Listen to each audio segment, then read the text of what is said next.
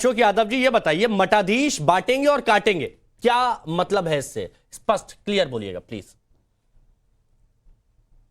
क्योंकि हिमांशु जी जी हमारे कार्यकर्ता हैं, कभी कभी अति उत्साह में इस तरह के नारे लगा देते हैं, नारे लिख देते हाँ। हैं, लेकिन समाजवादी पार्टी का जो नारा है जुड़ेंगे तो जीतेंगे, और वो नारा एक पॉजिटिव नारा है, जुड़ेंगे तो जीतेंगे। हाँ। देखिए योगी जी और उनकी टीम जो है हमेशा निगेटिव पॉलिटिक्स करती है, हिमांशु जी हमेशा निगेटिव पॉलिटिक्स करती है। नहीं तो आप तो आप इस कितनों पोस्टर negative का politics जिसमें करो, लिखा है कितनों अंधेरा मठाधीश फैलाओ, बांटेंगे और काटेंगे, क्या आप इसका समर्थन करते हैं या नहीं करते हैं? नहीं, देखिए पोस्टर का समर्थन और विरोध का सवाल नहीं है, वो हमारे कार्यकर्ता हैं, उत्साह में लगा देते हैं पोस्टर, इसमें कोई बात नहीं है।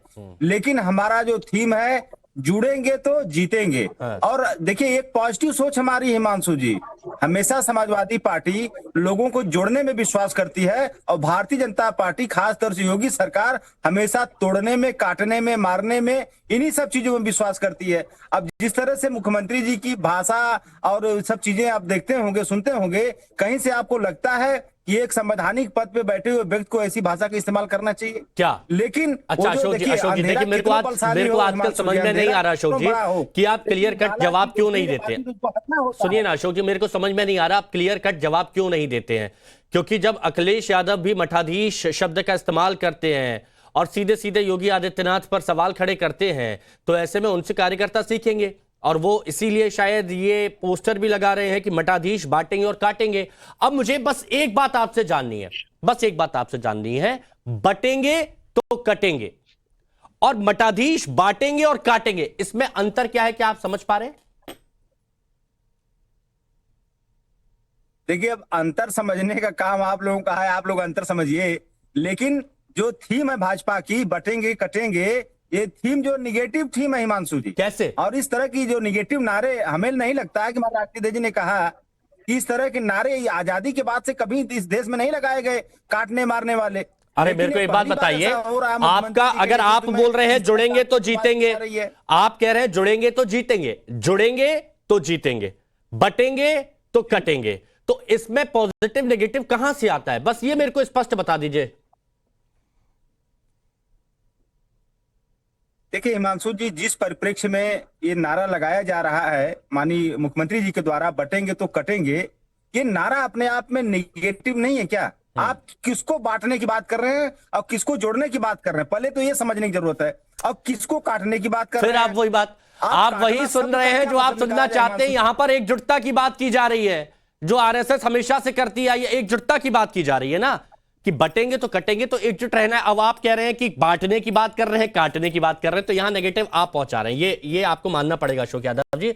अब मेरे को एक बात समझनी होगी, यहां पर एक बात ये समझनी होगी, हम जो बीजेपी के प्रवक्ता हमारे साथ में जुड़े हुए हैं शरद त्रिवेदी जी, शरद त्रिवेदी जी, एक नारा दिया जाता है योगी आदित्यनाथ जी की तरफ से, और उस नारे पर बीजेपी अभी भी कायम है, जगह जगह जिस भी राज्य में जाते हैं वहां पर एक नारा दिया जाता है।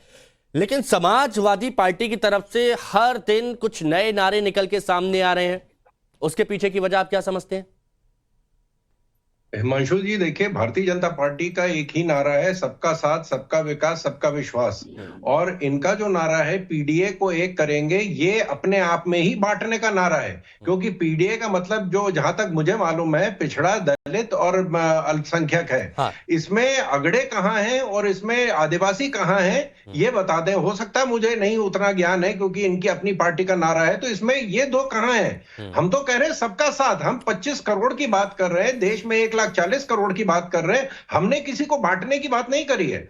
और जब जब देश बटा है तब तब देश बर्बाद हुआ है, चाहे मुगलों के काल में भी यही हुआ, जब अंग्रेज आए हम बटे थे, इसलिए अंग्रेजों ने शासन किया।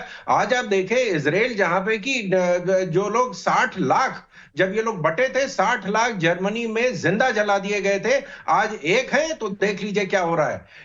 पर्शिया में जो है सबसे बड़ा जो बात तो वही है ना त्रिवेदी जी, आप लोग फिर एकजुटता की बात कर रहे हैं। इजिप्ट तक था, वो एक था, क्या हाल था, बट गया। आज सिर्फ 40,000 पारसी भारत में रह गए, पूरा का पूरा समाज खत्म हो गया। हाँ ठीक है त्रिवेदी जी, आप एकजुटता की बात कर रहे हैं, ठीक है, नहीं है कि साहब बांटो और शासन करो। आप एकजुटता की बात कर रहे हैं, लेकिन समाजवादी पार्टी को भी आपने सुना ना, उन्होंने कहा कि आप बांटने की बात कर रहे हैं और काटने की बात कर रहे हैं, वो ये कह रहे हैं।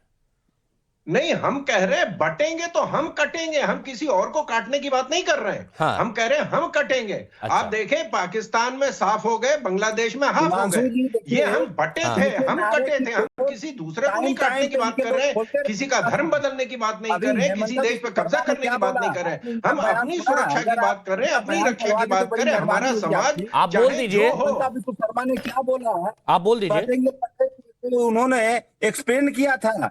हाँ।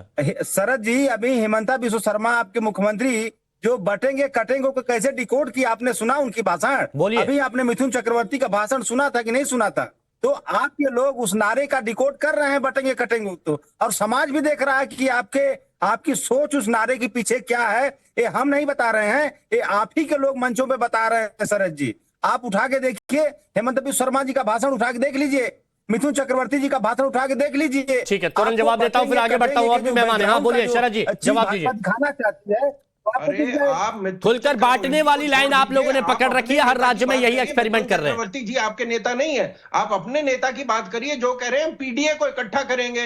इसमें अगड़ों को इकट्ठा नहीं करेंगे, आदिवासियों को इकट्ठा नहीं करेंगे। सिर्फ 3 जो जाति समूह है और एक धर्म है, 2 जाति समूह और एक धर्म को लेकर हम अपनी सरकार बनाएंगे। ये आपने पहले भी किया और पिछले चुनाव में यह भी साबित हो गया है कि आप कौन से पिछड़ों के साथ हैं। जो पिछड़े थे, जिनको टिकट मिला था, उसमें यादव समाज के सिर्फ 5 लोग थे और 5 राज परिवार के थे। 4 बार आपको सत्ता में आने का मौका मिला, चारों बार जो है राज परिवार के लोग आए थे, कोई यादव नहीं आया था। सिर्फ यार राज परिवार के लोग आए थे, कोई अल्पसंख्यक नहीं था, कोई पिछड़ा नहीं था, कोई आदिवासी नहीं था, कोई अगड़ा नहीं था। अच्छा। सिर्फ एक राज परिवार को प्रमोट करने के लिए पूरी पार्टी चल रही है और यही आज भी कहानी इनकी चल रही है। जितने भी इनके जो अल्पसंख्यक को अगर ले ले तो अधिक है। ओके, ठीक है। अच्छा, ठीक है। इन्हीं अल्पसंख्यक थे, बाकी ठीक है। अल्पसंख्यक नहीं थे। सौरभ मालवीय जी, एक बात बताइए कि ये एक नारा इतनी मैं आ रहा हूं। देखिए 3 मेहमान और हैं, जल्दी से उनसे भी बात कर लेता हूं, फिर आप लोग बात करिएगा। सौरभ मालवीय जी, ये बताइए, ये एक नारा इतना कैसे भारी पड़ गया, इतना कैसे हर जगह इसी नारे की चर्चा चल रही है? चाहे वो हरियाणा हो, जम्मू कश्मीर हो, चाहे वो महाराष्ट्र हो, हर जगह सिर्फ यही चल रहा है। और बीजेपी तो छोड़ दीजिए, एनडीए तो छोड़ दीजिए, विपक्ष भी सिर्फ इसी नारे की बात कर रहा है। देखिए हिमांशु जी, ये नारा चलने और नारा नहीं चलने जैसी बात नहीं है। ये वास्तव में समाज का असली चित्र है। और दुनिया भर में जो स्थिति रही है भारत की, वह भारत एक रहा है, विश्व गुरु रहा है, दुनिया को में विश्व शांति की बात करता रहा है। आज वो हिंदू समाज, यानी हिंदू समाज का मतलब यहाँ पर पूरे विश्व की बात में, भारत के संदर्भ में बात की जा रही है। तो राजनीति के परिप्रेक्ष्य में जब हम देखेंगे तो जाति, पंथ, धर्म, ये तो तुष्टीकरण की भाषा हो जाती है और एक रहना तो संपूर्ण समाज की बात है। इसलिए इसको राजनीति के चश्मे से देखने की बात आ जा रही है बार बार, जबकि वास्तव में तो ये पूरे विश्व को, आज भारत अर्थशक्ति के रूप में दुनिया के सामने मजबूती से खड़ा है, तो पूरे समाज को एक रहने की अपील है। अब उसका डिफिनेशन अलग अलग पॉलिटिकल सिनारियों में किया जा रहा है। जहां तक मुझे लग रहा है कि ये सच है कि जब भी क्षेत्रवार रीजनल दल जो होते हैं, क्षेत्रीय दल होते हैं, वो परिवार और जात के आधार पर ही राजनीति